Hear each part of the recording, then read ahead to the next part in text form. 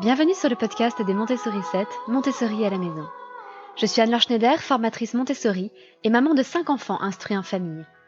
Ma mission, c'est d'aider les parents, les assistantes maternelles, bref, tous ceux que dans notre communauté nous appelons des souricettes, à mettre en pratique la philosophie Montessori chez eux, avec leurs enfants ou les enfants qu'ils gardent. Dans ce podcast, nous parlerons donc de pédagogie Montessori, mais aussi de discipline positive, d'instruction en famille, ce que l'on appelle aussi l'école à la maison, de co-schooling et de bien d'autres choses encore. Ceci est le 200e épisode du podcast. Eh oui, 200 épisodes déjà, ça me paraît absolument fou. Et en même temps, lorsque je me prépare à chercher de nouveaux thèmes, eh bien c'est vrai que je ne suis jamais totalement sûre de ce que j'ai déjà enregistré ou pas. Il faut sans arrêt que je recherche dans ma base de données pour savoir ce dont je vous ai déjà parlé. Donc effectivement, 200 épisodes, c'est plausible. Moi-même, je ne sais plus du tout ce dont je vous ai parlé. J'espère que ce podcast vous plaît. Et si c'est le cas, pour fêter ces 200 épisodes, et si vous ne l'avez pas déjà fait, je vous invite, je vous encourage vraiment à aller lui mettre une note et un petit commentaire sur iTunes. Parce que ça permet de faire connaître ce podcast à plein d'autres gens. Et si jamais votre application de podcast vous permet aussi, qui n'est pas iTunes, de mettre une note et un commentaire, allez-y. Vous n'imaginez pas la différence que ça fait. À la fois parce que ça envoie le signal aux applications de podcast que ce podcast plaît, et aussi parce que les gens qui hésitent à se lancer dans un nouveau podcast peuvent regarder vos commentaires et se dire « Ah oui, ça c'est pour moi » ou alors « ça n'est pas du tout pour moi ». Donc n'hésitez pas à dire ce que vous aimez dans ce podcast et peut-être ce que vous aimez moins aussi. Et pour fêter ces 200 épisodes, je me suis dit qu'aujourd'hui on allait rigoler un petit peu et en même temps, parce qu'on est toujours aussi un peu sérieux dans ce qu'on dit ici, et en même temps réfléchir à ce grand sujet du jargon de l'éducation nationale. On est en septembre, c'est un peu la période des réunions de rentrée et vous avez peut-être eu droit à des phrases et du vocabulaire pas piqué des hannetons. Pour vous donner un exemple, lorsque j'assistais à ce que nos enfants ont été scolarisés pendant une année, donc j'ai eu droit à des réunions de rentrée dans tous les cycles, que ce soit en maternelle, en primaire, avec 2 enseignants différents, et en collège. Et pendant la réunion de rentrée des maternelles, l'enseignante nous a parlé de l'appréhension de l'outil scripteur et du travail avec les outils scripteurs. Et je peux vous dire que dans le groupe des parents qui étaient là, il y avait entre autres un professeur de physique-chimie en prépa à Louis-le-Grand. Donc quelqu'un qui a quand même un sacré bagage. Et évidemment, comme l'éducation n'est pas son domaine, il n'avait aucune idée de ce qu'était un outil scripteur. Donc, vous imaginez la scène dans une salle de maternelle, on était tous assis, vous savez, sur les toutes petites chaises des élèves de maternelle, et ce monsieur assis sur cette toute petite chaise, dont je savais qu'il était prof de prépa à Louis-le-Grand, excusez du peu, qui doit lever la main et dire « Excusez-moi, mais ça veut dire quoi, outil scripteur ?» Bon, vous imaginez la scène. Et ça, je l'ai vécu en fait dans quasiment chacune des réunions parents-prof. Alors j'ai quand même remarqué qu'il y avait 3 catégories de professeurs. 1, ceux qui n'employaient pas de jargon. Et ils sont, à mon avis, de plus en plus rares. Parce que les nouvelles générations sont davantage formées à utiliser ce jargon au quotidien. Donc souvent, ce sont plutôt des enseignants un peu plus âgés, des enseignants de milieu rural aussi, qui sont un petit peu moins plongés dans les modes qui sont davantage présentes en milieu urbain. Donc, essentiellement des professeurs plus âgés et de milieu rural, donc aussi des professeurs qui ont tendance à disparaître. Puisque la nouvelle génération, elle, emploie de plus en plus de jargon. Ça va donc malheureusement se répandre. Vous avez les professeurs qui emploient du jargon tout en étant conscients du ridicule de la situation et qui mettent des guillemets, vous savez, même en mettant les air quotes, comme on dit en anglais, ces guillemets en l'air, pour préciser qu'on ne se prend pas très au sérieux quand même. Hein. Et donc justement, cette enseignante de maternelle, pour le coup, elle avait mis des guillemets autour de l'appréhension de l'outil scripteur. Mais elle n'avait pas précisé qu'en fait, ça voulait dire la tenue du crayon. Sachant qu'un outil scripteur, c'est n'importe quoi qui peut servir à écrire. Donc ça peut être un crayon, un stylo plume, un feutre, peu importe. Là, en l'occurrence, avec les jeunes enfants, c'était un crayon à papier. Et la 3e catégorie d'enseignants, ce sont ceux qui emploient ce jargon très naturellement au quotidien. Et j'ai en tête un professeur d'EPS au collège. Les profs d'EPS sont pas mal sur le sujet. Qui nous a très tranquillement expliqué que les élèves allaient avoir une séquence en piscine, alors qu'attention, ça n'allait pas être de la natation, mais un déplacement, le travail du déplacement en milieu aquatique fermé. Et qu'ils allaient aussi avoir une séquence de rugby, ce qui était intéressant parce que ça faisait travailler les élèves avec un référentiel autobondissant aléatoire. Oui, on parlait d'un ballon de rugby. Hein. Aléatoire parce que le ballon de rugby, on ne sait jamais comment il va rebondir, contrairement à un ballon rond.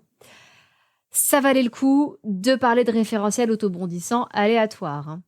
Et pourquoi il avait insisté sur le déplacement en milieu aquatique fermé? Parce qu'il voulait dire qu'en fait, les enfants n'allaient pas pratiquer les 4 nages et faire de la natation technique. Peu importe la nage qu'ils allaient employer, ce qui était important, c'était d'apprendre à se déplacer. Et en piscine et pas dans la mer, donc d'où le milieu aquatique fermé. Mais ça devient absolument ridicule.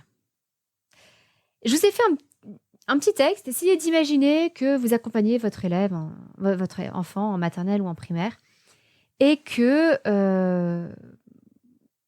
vous avez en face de vous l'enseignant et que vous vous demandez comment vont se passer les APC dans l'éducation nationale.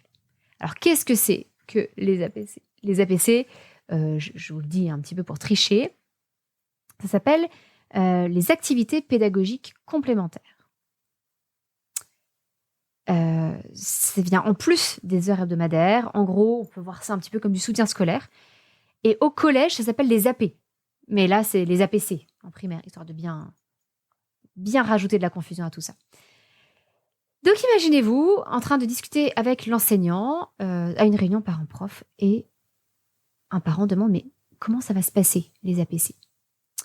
Voilà la réponse que je vous ferais moi si j'étais prof. Eh bien, c'est très simple. Après un passage dans l'espace de transition émotionnelle pour gérer la séparation d'avec leurs camarades qui retrouveront leurs référents, les 14 apprenants du groupe classe participant seront répartis en demi-groupes afin de décloisonner les apprentissages dans une logique de différenciation pédagogique. Le premier groupe réactivera les acquis sur la suite orale des mots-nombres en faisant lien avec la représentation analogique et symbolique des quantités. Ils effectueront des résolutions de problèmes contextualisés de dénombrement de collections. Il s'agira ensuite de décomposer et recomposer les nombres additivement et multiplicativement. L'évaluation portera sur l'appropriation de stratégies de calcul adaptées aux nombres et aux opérations en jeu, stratégies qui s'appuieront entre autres sur la connaissance de faits numériques mémorisés. Le deuxième groupe, quant à lui, pratiquera des activités systématiques permettant d'acquérir et de perfectionner la maîtrise du code alphabétique et la mémorisation des mots. Les démarches et stratégies permettant la compréhension des textes seront enseignées explicitement, car l'étude de la langue conditionne l'aptitude à s'exprimer à l'écrit et à l'oral, la réussite dans toutes les disciplines et l'insertion sociale.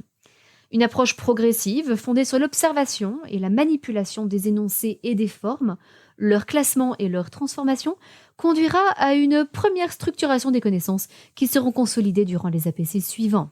C'est beaucoup plus clair maintenant, non? Qu'est-ce que vous en dites? Eh bien, vous vous dites peut-être que j'exagère complètement et que ça n'a absolument aucun sens, mais en fait, tout ce que je viens de vous dire figure au programme de vos enfants. Tout ça, ça figure dans les programmes des cycles 1 et cycle 2. C'est comme ça que sont exprimées les attentes en termes de compétences pour vos enfants. Donc, ça n'est pas triste, comme je vous le disais. Hein. Il y a des jolis sketchs qui existent. Il y a aussi parce qu'il y a aussi les joies des abréviations et des acronymes. Et là, je me permettre d'emprunter son travail, puisque je lui fais référence. Je vais vous passer un petit reel qu'a enregistré Soline sur Instagram, qui s'appelle Soline Bourdevert-Vessière, qui est auteure, professeure, et qui a fondé le site internet S'éveiller et s'épanouir de manière raisonnée. Vous la retrouverez sur Instagram, @SolineSéveillé. Je trouve son sketch absolument génial. Je vous laisse écouter. J'ai un apprenant qui ne maîtrise ni le geste graphomoteur, ni l'automatisation progressive du tracé normé des lettres. Écrire, quoi. Pour lui apprendre à manier l'outil scripteur, le continuum éducatif pense à de l'AP organisé par un PPRE ou alors un GVASCO. pour une AESH après validation MDPH. Didactiser mes séances par différenciation pédagogique ne suffit plus. Mon approche spiralaire et ma logique curriculaire non plus. Que penses-tu d'un bilan avec le psy-EN? Peut-être que nous serons dirigés vers l'Ulysse. Je me noie un peu là, comme si je ne savais pas me déplacer dans un milieu aquatique standardisé. Hashtag pas de vague. Eh bien, tout ce jargon dont je vous ai parlé, dont Soline vous a parlé, on le trouve absolument partout dans l'éducation nationale. Je vous ai parlé des programmes que vous pouvez trouver sur Eduscol si vous voulez vous amuser. Et puis aussi dans les écoles en fait, du professorat. Donc là, par exemple, je vais vous lire simplement un résumé de mémoire qui a été réalisé à l'ESP de Grenoble en 2018. Développer une vigilance orthographique chez les élèves à l'aide d'un dispositif didactique innovant tel que celui de la phrase dictée du jour. Afin d'accompagner les élèves dans le développement d'une vigilance orthographique et leur permettre de réviser correctement leurs écrits, il paraît nécessaire de mettre en place dans les classes des activités qui les invitent à réfléchir sur la langue. En effet, ce n'est qu'en rendant l'élève acteur de son apprentissage qu'il sera en mesure de s'approprier le système orthographique et de faire évoluer ses conceptions sur la langue. Un dispositif tel que celui de la phrase dictée du jour, qui prend en compte les représentations des élèves en orthographe et mise sur les interactions entre pairs, semble pouvoir aider les élèves à mettre en place des procédures efficaces qu'ils pourront réutiliser lors de situations d'écriture afin de produire des textes orthographiquement normés. Orthographiquement normés, en fait, ça veut dire des textes sans faute, parce qu'évidemment, c'est plus chic, dit comme ça. Sachant que cette phrase dictée du jour, c'est donc, d'après eux, un dispositif innovant inspiré d'une démarche socio-constructiviste. Voilà, j'avoue, je trouve ça absolument passionnant. Ça me fait énormément rire, en fait, de voir tout ce jargon. Malheureusement, c'est contagieux. Le nombre de fois où, dans les inspés, on entend les formateurs parler de déconstruire. Il faut tout déconstruire. C'est la déconstruction du langage, de la pensée, du genre, la déconstruction de tout. Et là où je dis que c'est contagieux, c'est que moi-même, dans mon dossier de demande d'autorisation pour l'instruction en famille, comme je m'inspirais du programme, parce que je voulais montrer comment notre projet pédagogique s'accordait avec les fameux attendus du socle commun de connaissances, de compétences et de culture, je me suis retrouvée à écrire des phrases comme, dans la rubrique art plastique, « Nous isolerons les éléments du langage plastique afin de mieux les appréhender. » Et quand je me suis retrouvée à écrire cette phrase, j'ai posé mon clavier. J'ai éloigné mon clavier, je me suis mis la tête dans les mains et je me suis dit, mais ma pauvre, comment est-ce que tu peux écrire de tels... Non, bon. C'est comme ça, c'est contagieux. Mais ce que je trouve affligeant, c'est que quand j'étais petite, et probablement quand vous étiez petit, ce jargon, il était réservé aux pédagogues. Et on s'en moquait. C'était des blagues lorsqu'on parlait de référentiel automondissant. Aucun enseignant ne parlait réellement comme ça. Il n'y avait que les théoriciens de la pédagogie. Mais aujourd'hui, ça fait pleinement partie de la formation des profs. Les programmes sont écrits comme ça. Donc rien que pour comprendre les programmes, les enseignants sont obligés d'apprendre ce langage, d'apprendre à le décoder et pour être crédible, d'apprendre à l'utiliser. Et je pense que ça fait partie de la professionnalisation du métier d'enseignant. On a besoin d'expliquer aux enseignants pourquoi on fait les choses de telle ou telle façon. Et du coup, on rentre dans davantage de théorie, davantage de pédagogie et davantage de jargon pédagogique. Mais ce que je vois, c'est qu'en voulant davantage expliquer, les enseignants développent de moins en moins de compétences concrètes. En fait, je comparerais l'art d'enseigner à la poésie. On peut analyser un poème et dire pourquoi il nous paraît sublime. Peut-être parce que à tel endroit, il y a une métaphore filée tout au long du poème et que c'est beau. Peut-être que il a le rythme. Peut-être que le poème est écrit en alexandrin et que les alexandrins sont à chaque fois découpés en deux, donc on dit avec une césure à l'hémistiche, c'est le terme technique, pour dire que chaque alexandrin est coupé en 6 pieds, puis 6 pieds.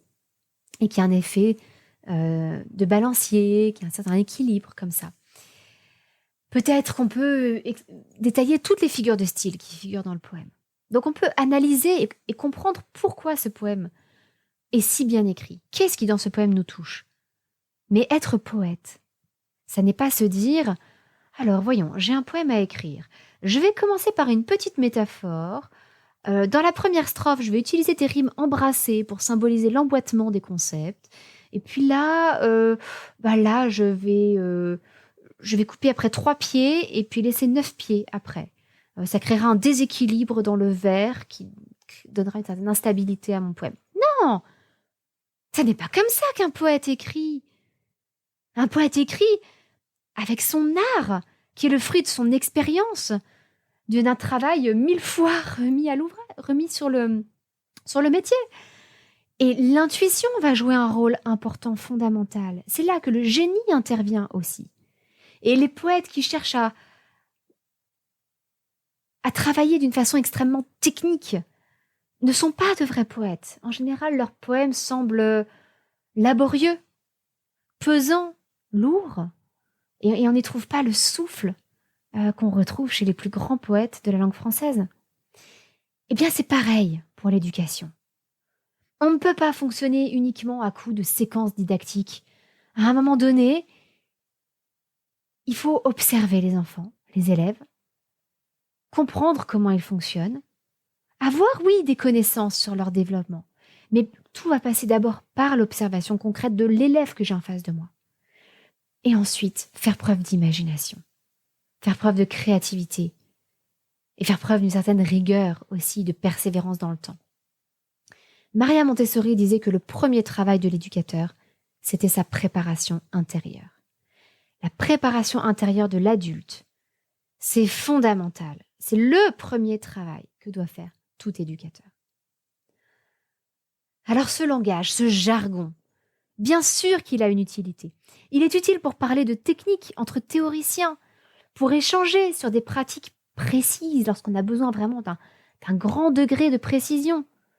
C'est pour ça qu'on peut parler de préhension de l'outil scripteur, qu'on peut parler de, je sais pas moi, de comptines numériques pour dire des choses vraiment spécifiques. Mais ce jargon, il n'est pas à utiliser entre enseignants dans le quotidien, et encore moins entre enseignants et parents, parce que ça vient rompre le flux normal de la conversation. Les parents se sentent intimidés, voire humiliés par le langage employé par l'enseignant, ils ne comprennent pas. Et imaginez les parents qui n'ont eux-mêmes pas une très bonne connaissance de la langue française, qui sont peut-être émigrés, qui ont peut-être une autre langue maternelle. Imaginez comment ils doivent se sentir noyés dans ce jargon qui n'a aucun sens. Enfin, qui a un sens, mais pas pour eux. Je pense que apprendre à revulgariser la langue, c'est fondamental aujourd'hui. Apprendre tout simplement à s'exprimer d'une façon naturelle. Je vais être franche. Je commence à être à peu près bilingue en jargon EDNAT, Éducation nationale. Mais je pense que vous l'avez remarqué dans mes podcasts, je m'efforce en tout cas de toujours employer un langage suffisamment simple. Je vais parler de tenue du crayon, pas de préhension de l'outil scripteur. Et si j'emploie des termes techniques, c'est toujours pour les expliquer. Et par exemple, lorsqu'elles ont une utilité particulière pour expliquer un piège aux parents. Par exemple, dans mes formations, je parle beaucoup, dans la formation à la lecture et à l'écriture, de la notion de conscience phonologique. Alors c'est un terme technique, mais j'explique ce que ça veut dire. La conscience phonologique, c'est simplement avoir conscience des différents sons qui composent un mot pour décomposer un mot en unités plus simples, les sons, et ensuite transcrire ces sons par des lettres. Et expliquer que cette conscience phonologique, ça va beaucoup plus loin que connaître l'alphabet par cœur. Donc, vous pouvez comprendre que il faut la conscience phonologique et que connaître l'alphabet par cœur, ça ne suffira pas pour apprendre à lire. Il faut développer cette conscience phonologique. Donc oui, parfois on a besoin d'utiliser un petit peu de jargon pour expliquer une difficulté particulière. Mais franchement, ça n'arrive quasiment jamais. C'est extrêmement rare.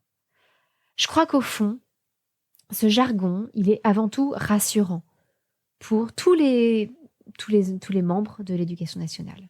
Que ce soit les enseignants, les psychologues, les inspecteurs, l'administration, etc. Il est rassurant parce qu'il montre, il affiche une certaine compétence. Compétence technique, qui pour moi est très différente d'une compétence éducative ou pédagogique, mais c'est rassurant. Et de la même façon, moi-même, je rentre dans ce jeu-là. Comme je vous l'ai dit, lorsque je fais mes dossiers de demande d'autorisation, j'utilise ce langage et ce jargon en me disant ils vont sentir que je parle leur langue, que je ne suis pas une menace, qu'ils peuvent me faire confiance, que je suis presque du sérail, vous voyez. Mais vraiment, je pense qu'avant tout, ça sépare les enseignants des parents et que ça crée vraiment une rupture, un fossé entre les familles et l'éducation nationale. Alors, pitié, pitié. Je voudrais vraiment finir là-dessus. Concentrons-nous sur les vraies compétences et pas sur le jargon pédagogique. Voilà pour ce 200e épisode du podcast. J'espère qu'il vous aura plu, qu'il vous aura fait réfléchir, mais qu'il vous aura quand même aussi un petit peu fait rire. N'hésitez pas, comme je vous l'ai demandé lorsque je vous ai invité à le faire, n'hésitez pas à mettre une petite note à ce podcast, un petit commentaire sur iTunes. N'hésitez pas à le partager sur vos groupes WhatsApp. Peut-être que vous avez des amis que ça pourrait intéresser, des membres de votre famille. N'hésitez pas à partager très largement ce podcast. Ce podcast existe pour vous et par vous. Donc un immense merci de m'avoir permis de vous parler pendant 200 épisodes. Et j'espère pouvoir le faire encore très, très, très longtemps. Et ce, sans jargon. Je vous dis à très bientôt. C'était votre petite sourisette, Anne-Laure.